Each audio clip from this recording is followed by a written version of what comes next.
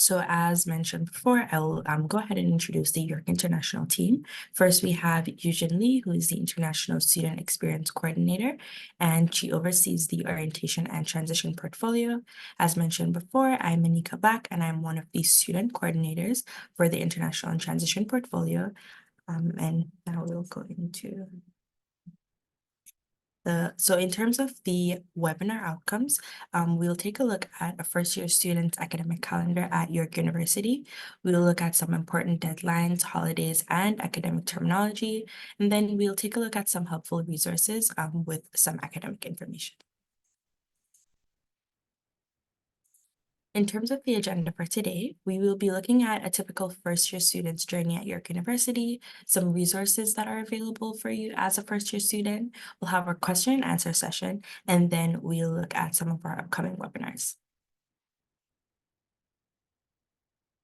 So to help you better understand the information that I'm going to be sharing in the presentation, I have created a student by the name of Gabby, who I'll be making reference to throughout the presentation. So this is Gabby. She is a first-generation student from Jamaica who is pursuing a Bachelor's of Arts in Psychology with the Faculty of Health. Gabby will be coming to Canada on August 25th, 2024, to begin her fall term as a freshman at York University. So here, to start with some of the basics, we have 3 terms here at York University. We have the fall term, which goes from September to December. We also have the winter term, which goes from January to May. And then we have the summer term that goes from September to May. And as you can see, this is typically what the photos on the screen typically show what the different terms look like that each student gets to go through.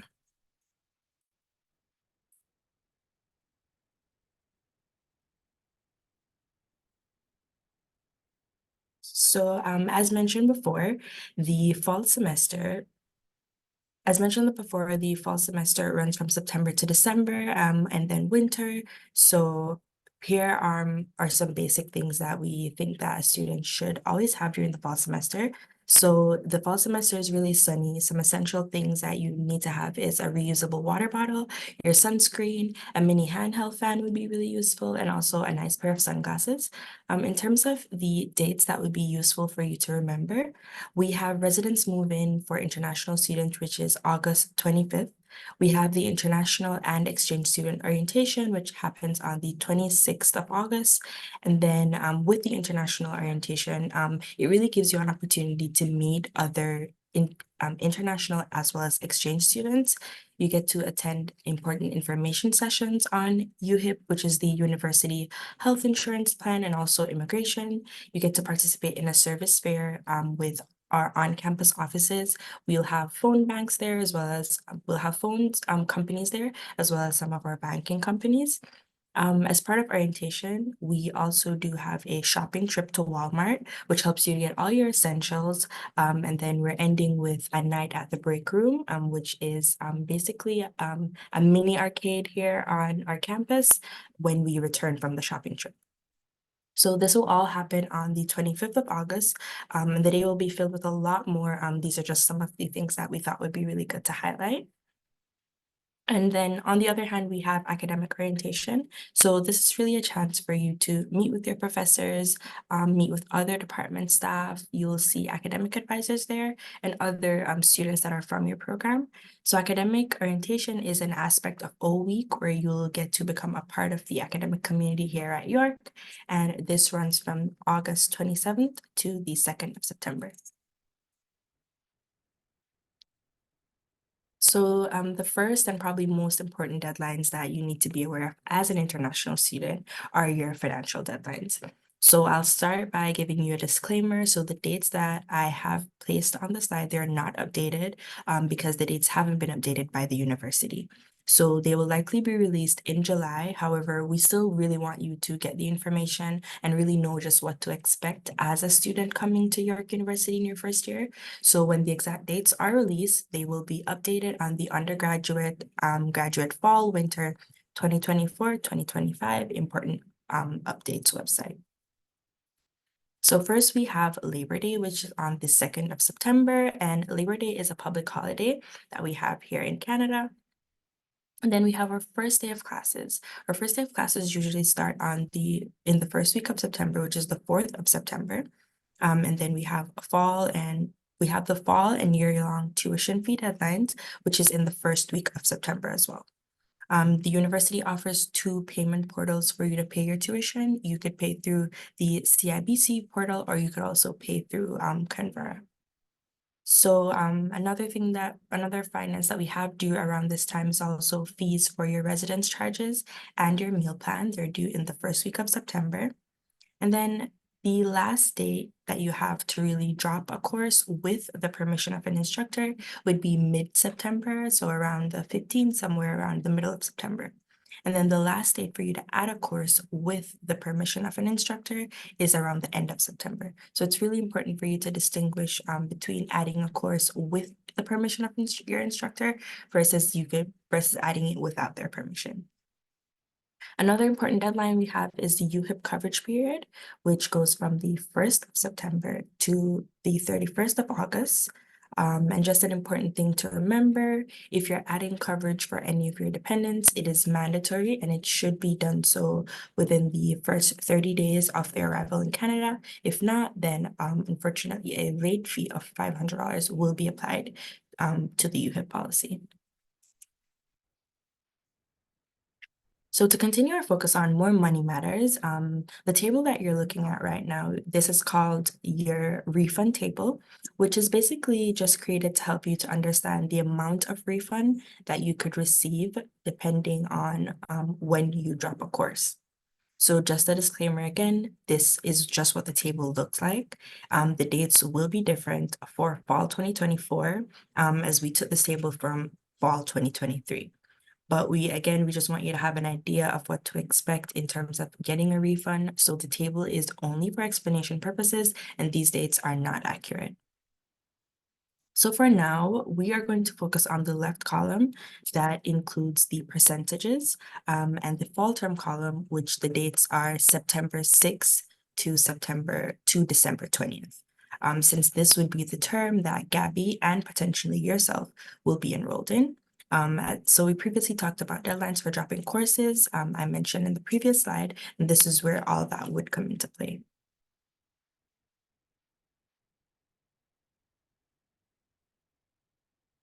So let's say Gabby decided earlier on in the semester that she wanted to take a course that's called Psych 1010.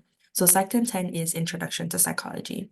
Let's say that Gabby took the course, she attended the classes, and then she realized that this course isn't for her. She doesn't like the content, or maybe it's too early in the morning. So she decides that she wants to drop the course. So if Gabby chooses to drop this course by September 12th, she would receive a refund of 100% of the amount that she paid for the course. However, if she chooses to drop the course around like October 17th, then she'd be looking at receiving only a 40% discount, a 40% refund of what she paid for the course. So it's really important for you to look at the drop deadlines table, because if you drop a course too late, it is not only affecting the amount of money that you will get as your refund, but it will also affect your transcript as well. So as we go further in the semester, it gets a lot colder. This period, you'll typically have some snow. So make sure to give yourself some travel time because there may be some delays in your transportation. And as I mentioned earlier, the specific dates will be updated by the university around July. So be sure to take a look at them at that time. So the first thing we have is YorkFest. So YorkFest is usually around mid-September, and it's an event where all the clubs and the student organizations at York University, they come together and they keep an entire fair for the day where you get to go around and talk to clubs. And as we mentioned in previous webinars, York really has over 300 student clubs. So if you're looking on being a part of a club, this will be a really good opportunity for you to attend this event. Around mid-October, we usually have something that's called Reading Week, so that would be our fall reading week. So what Reading Week is, it's really a period of time where you don't have any classes, and you could take the opportunity to catch up on your readings. You could study for some midterms, or you could really just use the time to relax also. If you decide on preparing yourself for your exams, there are academic resources that you could use during this time that would support you. So the first one we have is called PASS, and this is a peer-assisted study session. And they're really an effective way for LAPS students, which is the Faculty of Liberal Arts and Professional Studies, to succeed in courses that are really challenging for them.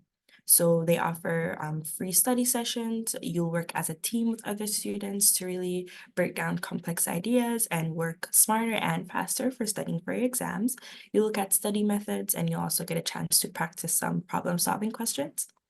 Another resource that we have is called SNAC, and SNAC provides support for students that are in LAPS courses as well, that anything related to math, stats, Excel. If you're in any programs like finance, accounting, marketing, this will be a really good resource for you to take on.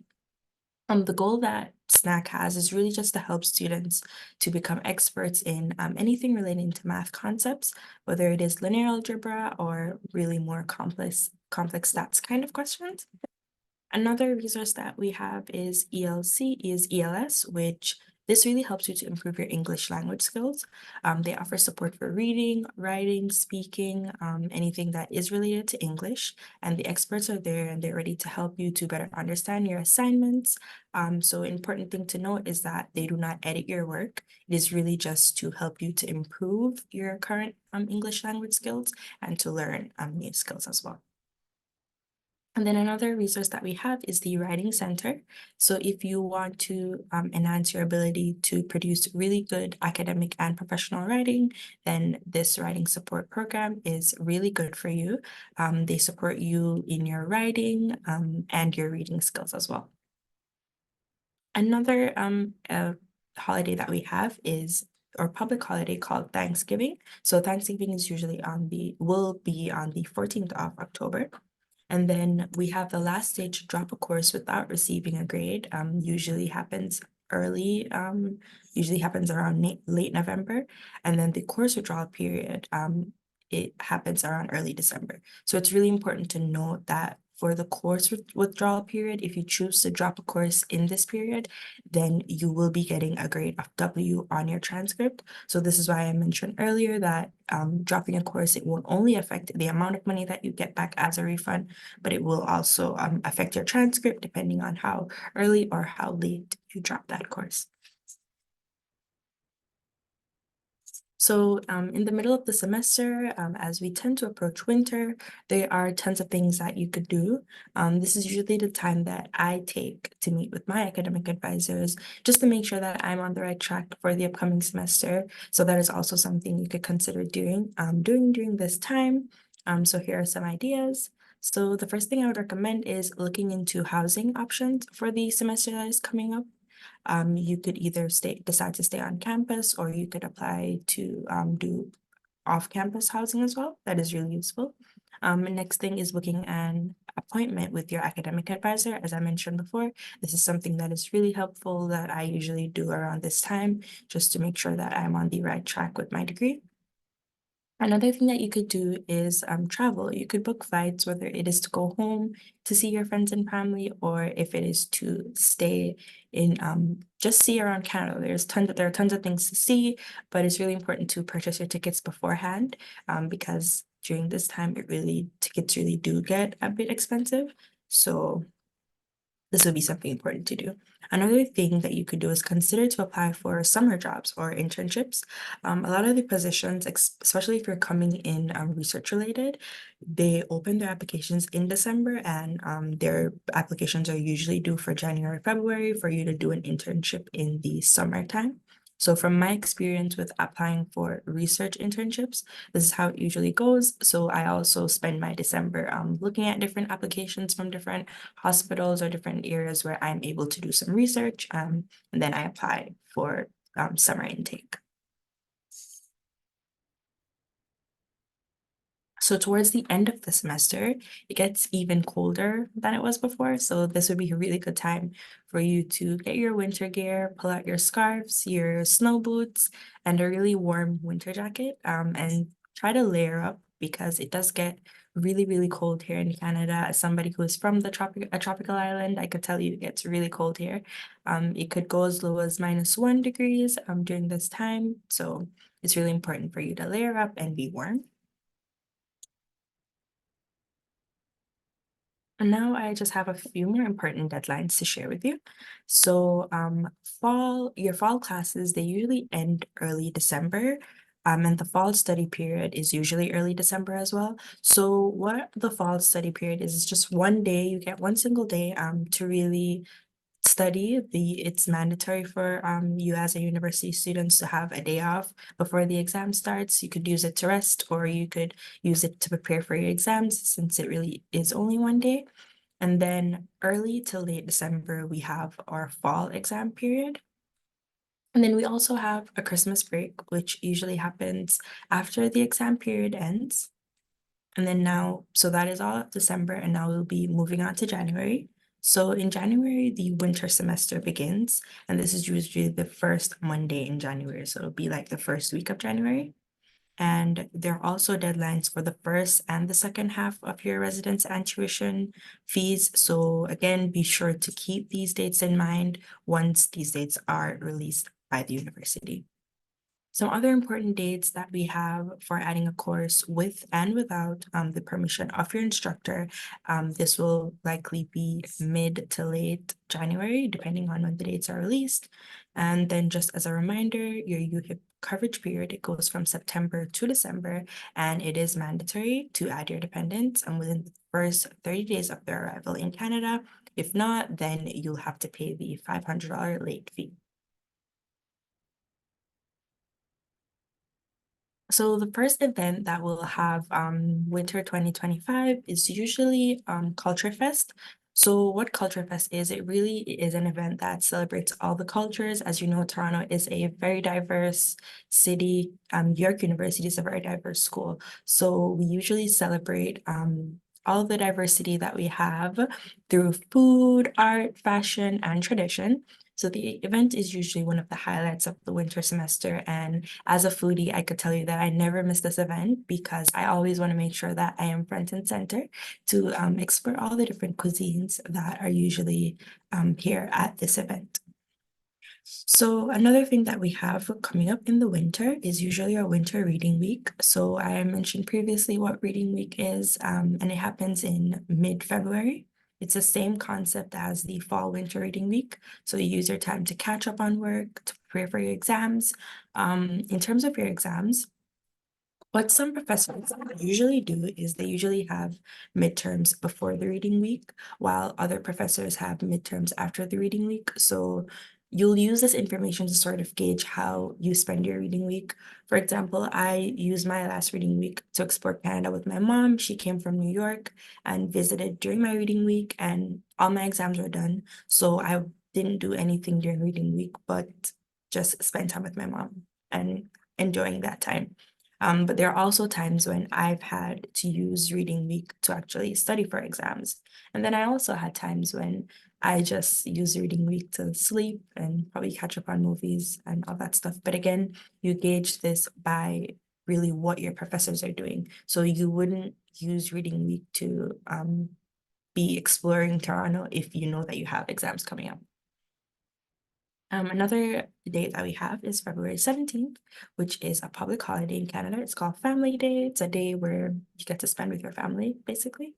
Then between March and April are the dates for dropping a course without receiving a grade and withdrawing from a course with receiving a grade of W on your transcript. So again, just be sure to note the difference of these times just so that you're able to withdraw from the course accordingly. And then on April 18th, we have Good Friday, which is another public holiday here in Canada. So in the middle of the semester, now we're in the middle of winter semester. This is where we usually approach summer, so there are a lot of things that you could do during this time. So just to let you know, the summer semester here at York University, it is completely optional. You're not required to enroll in courses if you prefer not to enroll, but some students do use the time to, if they want to get ahead of their degree, or they, let's say they didn't pass a course and they want to catch up, they usually use this time to take some courses, but it is completely optional. It's not mandatory at all. So here are a few ideas of things that you could do during the summertime. So you could take a few summer classes. As I mentioned, the enrollment dates, they usually get released late April, and they vary for different courses.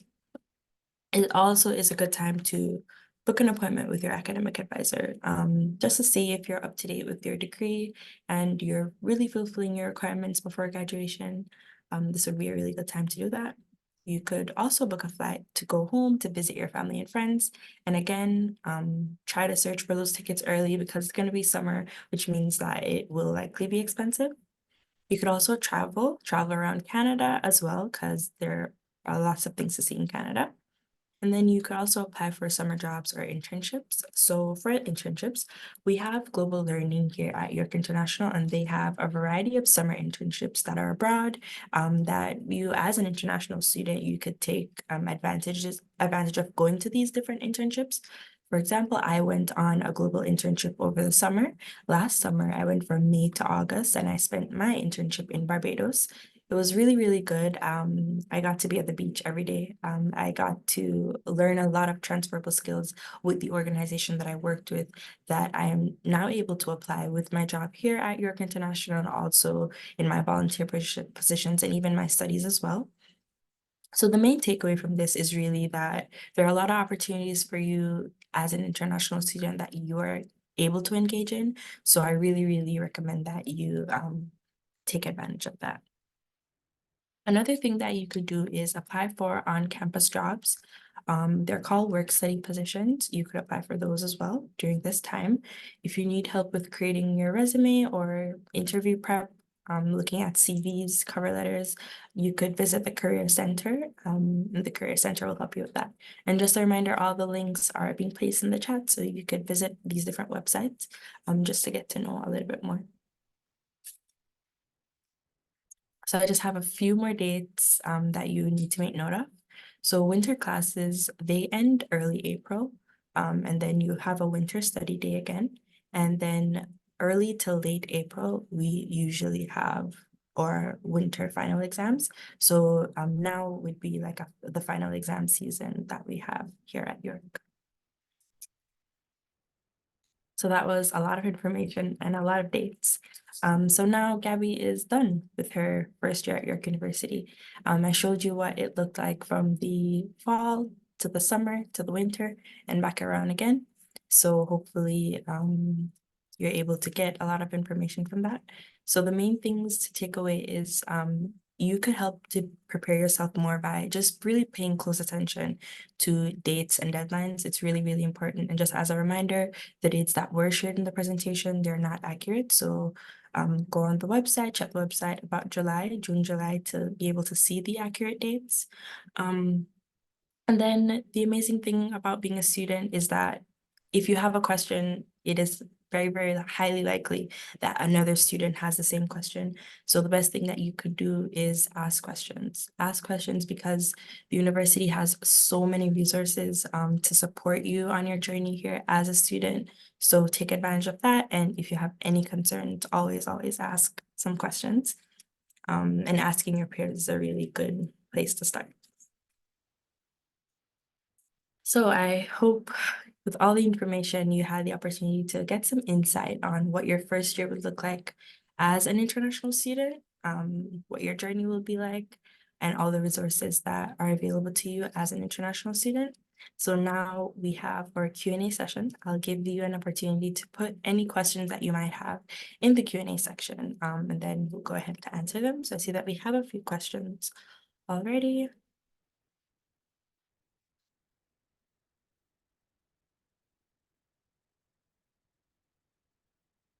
Okay, so one of the questions say what is Frosh Week and when does it usually start? So from what I could remember from my memory, Frosh Week is it usually starts within August. It usually starts when students are starting university. What it is really just a period of time where students get to come and they host a lot of events for students to attend. I remember one year they had sort of a boat kind of party that students came in and they got to attend that party, and it's really just getting students to know other students really before they come to the university, getting students to know others before they start their classes, just getting you in that fun frame of mind really. That is what Frosh Week is, and it usually starts in August, about the last week of August.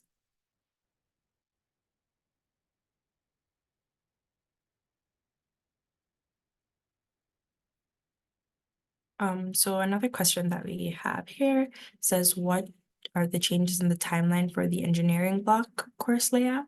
If you could expand on the question a little bit, I might be able to answer, but for now, if you could expand, I'll look into it, but I'm not able to answer that one yet.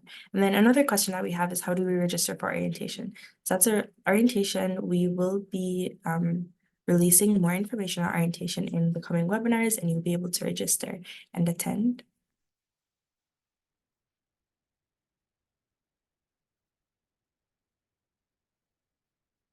So another question we have says if Frost Week is compulsory. So it is not compulsory. You don't have to attend. I only attended one of the events. I didn't go to the entire thing. It is not compulsory. It's really just for you as a student to, if you want to have some fun before you start your classes. It is not academic related. It's really just for you to meet people and make friends before you start. So it's not compulsory at all. It's totally optional for you.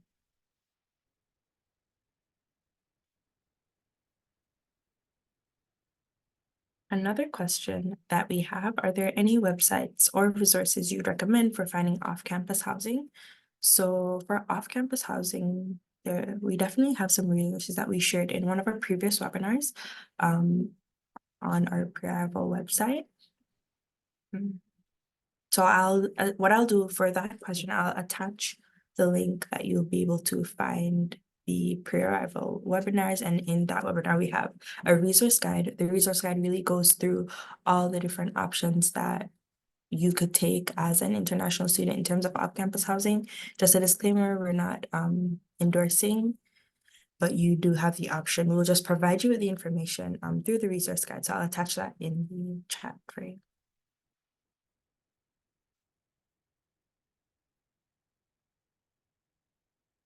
Another question says, what kind of residence could I get during the summer break? So it really is up to you what kind of residence you would want to get. On campus here, I know I have a few friends that during the summer, if they stay at Glendon during the fall year, which is our other campus, and then during the summer, they'll come here and they'll stay at the pond residence that we have. They'll also stay sometimes in Bethune, or these are all on-campus housing. So you could get on-campus housing during the summer break if you want to, or you could also get off-campus housing. It is completely up to you, the type of residence that you could get during the summer break.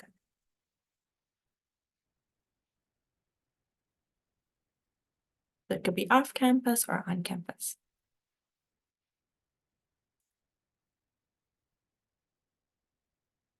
Another question we have says, will I be given access to on-campus residence if I come early? So I believe they usually let you know the date that the residence opens. So the date that it opens, I shared it earlier, is usually when you're allowed to move into the residence. So the residence move-in date for international student is August 25th. So that is usually the date that you're able to move into the residences. Can you stay in the same residences throughout the breaks? So what you have to do for that is definitely you have to apply to stay in the residences. So I've had friends that they applied while they were in the residence for the whatever scheduled break that we have, whether it's like winter break or the summer break, and they got the opportunity to stay. If not, if you don't have the opportunity to stay in the exact residence and you apply and your application like does get approved, then you are able to go to a different residence, which is usually not too far from the one that you already live in, but yes, you are able to stay in the same ones. You just have to reapply.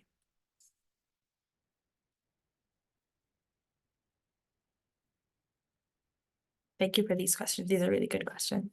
Another question we have, are any campus residences pet friendly? So, so far from what I've known, the ones that I've been to, you're not allowed to have pets in them.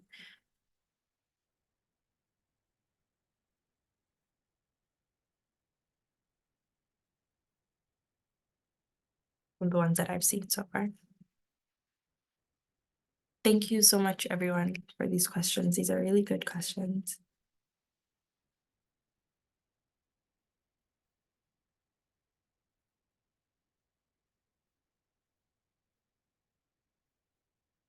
So just to go over just some more important information, just to really reiterate what I said earlier, remember that the dates that are placed in the slides, these are not accurate. It's just so that I'm able to explain to you and you really get an idea of what the expectation is for you as an international student. So remember to check the links that we place in the chat. They have all the dates that you need. They have all the links that you'll be able to go on the website and see the accurate dates once they're updated. So another question we have, where can we apply for part-time jobs?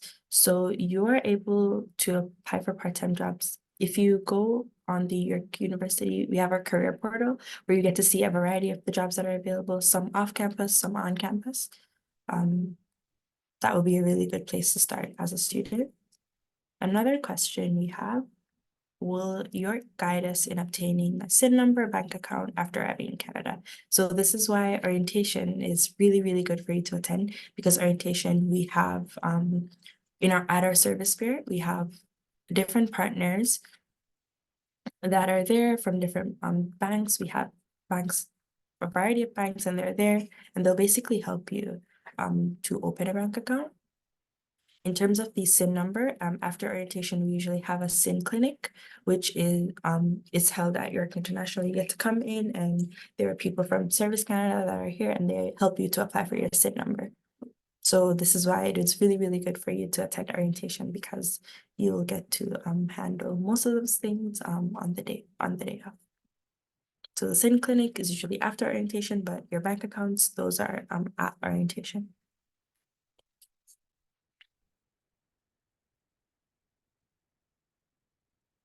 So staying in residence during your winter break, again, is something that you would have to apply for.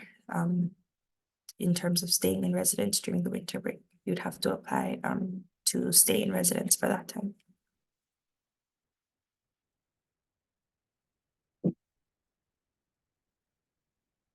So does York help with finding internships, or do we find it on our own? So it really depends, to be honest, but there are a lot of resources.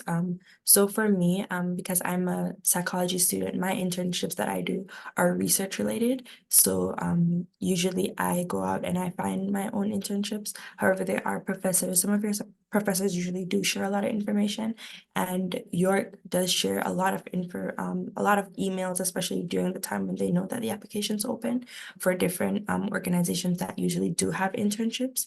So I seek my own internships, but I also get support from the university through the emails that they send.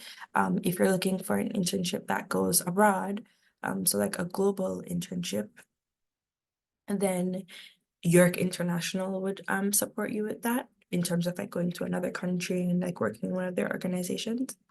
But if it's something academic related, we usually do search for it, get support from professors, or through emails that the university sends us as well. They always share when other organizations are usually looking for students. And there are also a lot of job fairs. We do have a job fair in the fall semester here, and we do have a job fair in the winter semester as well. These job fairs are really companies coming in and talking to us as students about the different positions that they have opening up, and we usually get to apply. So the university really does help in terms of that. Thank you. That was a really good question.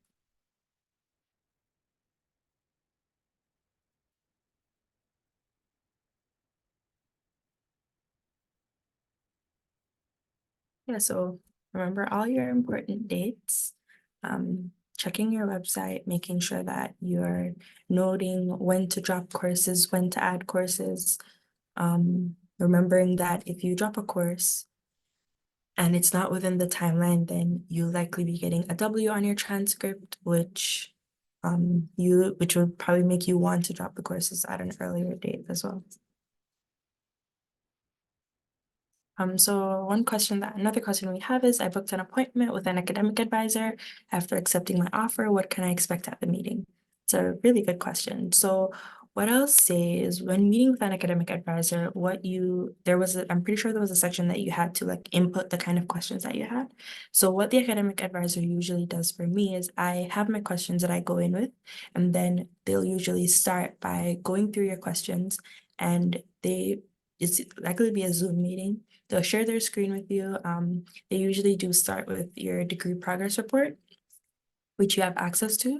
They open your degree progress report, and they usually like go through with you to let you know, okay, these are the courses. These are the amount of credits that you need. These are the courses that you need to take. These are the things that you need to look into. So that's usually typically the first thing that they go through, just your degree progress report.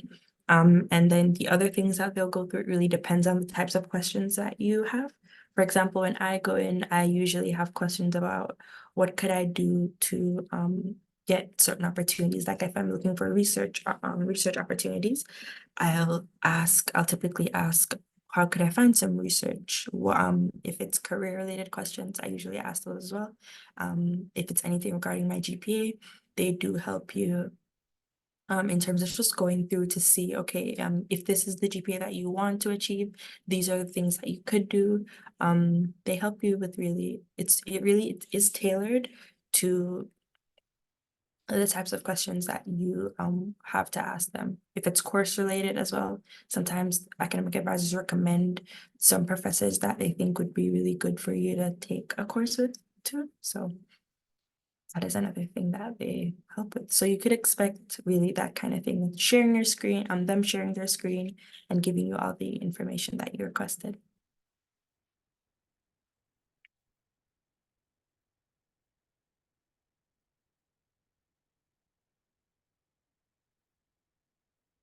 In terms of enrolling in classes, you usually get an enrollment date.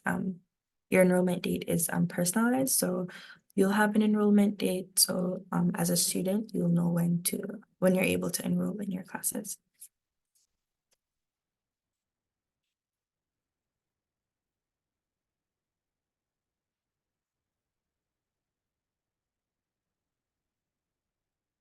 Thank you for the questions, everyone. These are really good questions.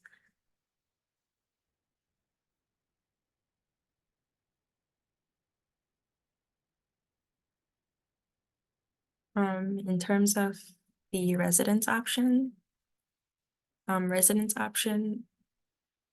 really depends on you as a student, what you see to be more beneficial for you.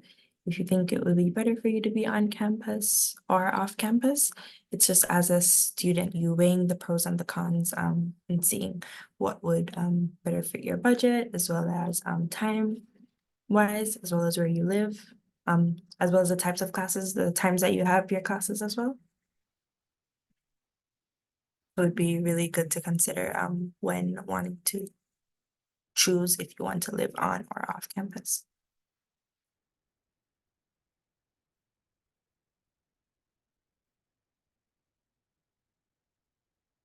These are really good questions. Thank you, everyone, for asking. And just to reiterate, the summer semester is completely optional for you as a student. However, I use my summers to catch up on my courses, on courses that I if I want to be ahead. I got the chance to like be ahead on a lot of my courses because I took courses during the summer. Summer courses are usually shorter than the fall winter courses. They're compacted into like about 2 months. So it's a really good way for you to get credits in a short period of time if that's what you're looking for. Another question we have here says, what does it mean to add a course without the permission or with permission? So what this means is that when you're just in the process of enrolling in your courses, like when you get your enrollment date, you'll be able to go on the York University course website, and on the website, you'll be able to just enroll in any course that you feel like would be a good fit for you. So that would be enrolling in a course without the permission of an instructor. However, if let's say the course is full, or you waited until later to enroll in a course, then you won't be able to just go on the course website and put the number in and just enroll yourself. You'll have to reach out to the department and reach out to the professor, and the professor will have to give you permission to get access into the class. So that's really what it means. So again, at the beginning, you'll be able to just go into the course website and really enroll in courses yourself. But if you wait until it's too late, like let's say if you're going to do it for the winter semester and you wait until mid-January, then chances are you will have to email the department and get permission from the department and from the professor in order for you to enroll yourself in the course. So they will have to enroll you in the course.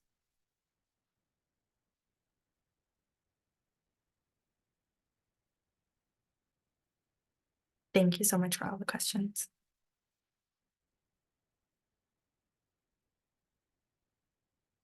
Okay, so keep asking all your questions. Keep asking all your questions in the Q&A chat. We'll be monitoring the chat, and I'll also get back to the Q&A as soon as I'm done with the upcoming webinars, just to answer more of your questions. So feel free to keep asking all your questions.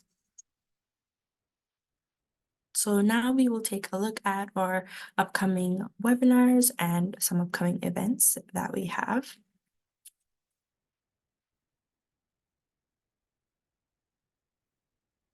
So we really hope you got an opportunity to get all your questions answered. So our next upcoming webinar will talk about preparing you for the Canadian classroom. So if you're anything like me and you're moving from a different part of the world, it means that you'll likely be thinking about you'll be studying in a different way. You have to adjust yourself to a different type of teaching style. This webinar will really give you an idea of what it will be like in terms of the types of assessments that you'll have, to the different types of academic support that York University provides for its students, which I shared some of those today. So I think this will be a very useful webinar for you to attend, just to help you prepare more for what it'll be like in the Canadian classrooms. Next, we have our YI meetup, which is a really fun event for you to connect with other international students like yourself. You'll get a chance to play some games, have some great conversations, as well as make new friends before you come into Canada. So you can scan the QR code that is placed on the slide to register for this event and just join us for some fun. Next, we have our GPP drop-in. So if you're looking for a great way to connect with students and know more about York from a student's perspective, then the Global Peer Program is exactly what you're looking for. On Thursday, May 23rd, we'll have our drop-in where you'll get to talk with students here at York, as well as other international students just like yourself. If you have any burning questions that you really want to know about, or if you just want some tips and tricks from a student, this will be a really good webinar for you to attend on the 31st of May, the 23rd of May, my apologies. In our events like GPP, we always get questions from students about what the safety is like in Canada and at York. This will be a really good webinar for you to attend to get to know more about how York prioritizes your safety. Whether it's with the safety app that we have, or something just as small as having a GoSafe employee walk home with you during a late night that you spend on campus, we have tons of resources and support for your wellness and your safety needs here at York. If you'd like to hear more about them, then definitely join our Wellness and Safety in Canada webinar on the 29th of May. Similar to our drop-in event that I spoke about on the previous slide, here in the Global Peer Program, we also have monthly community events. You're still getting the opportunity to get the information that you need from a student perspective, but it is in a slightly different format. So for the community events, we'll have a theme, and the theme for this month looks at academic resources, which I shared some today, but there are so many more that you would want to take advantage of.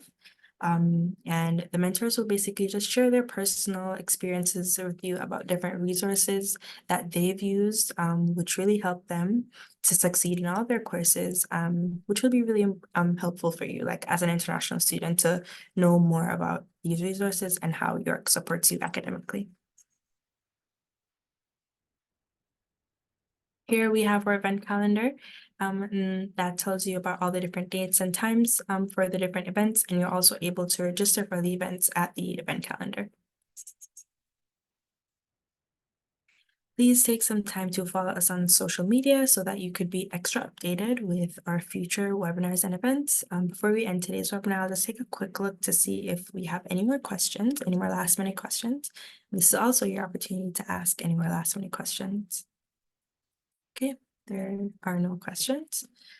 So since we have no questions, thank you all for attending today's webinar, and we're looking forward to seeing you at future webinars.